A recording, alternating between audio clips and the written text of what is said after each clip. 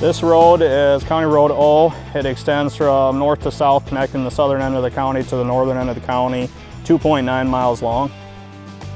It serves everyone in this community. A large piece of this is the agricultural impact it has, but also as a main artery that, again, connects the southern to the northern part as a quick cut across for people. The design for this project actually started way back in 2004. This project is just under 3 miles, 2.9 miles long.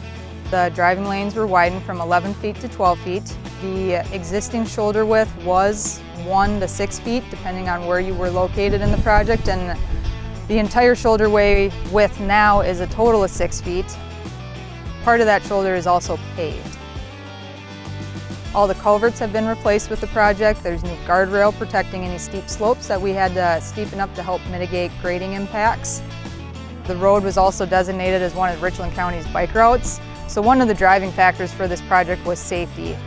Not only with accommodating the bicyclists, but making the wider paved shoulders for all of the ag traffic through the area, trying to benefit all the different modal relationships that cross this highway.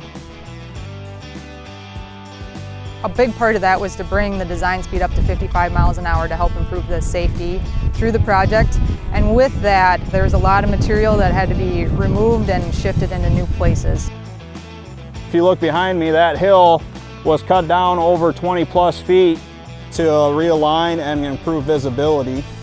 A lot of the earth that was claimed from that hill and other cuts here was either reused on the project or it was in part also given to the future build site for the Richland Center Hospital. You know, after 20-some years, there has been any number of main challenges, but the biggest and foremost was succeeding in gathering funding for this project, which had to be done in 3 different funding streams. We were able to help Richland County secure 2 different surface transportation project rural grants, and in addition to that, congressional directed spending, or earmark funding as well. The fact that it was such a heavily invested into project for many years before it even got to the point where funding was really identified for it, and to be able to answer for their tax dollars and bring it in for completion, I think that's the big one. When I came onto this project, I was a brand new commissioner. And being able to develop the relationships with our local representatives, state representatives, and the fine people at SEH to help get this project done, that's what I'll cherish most about it.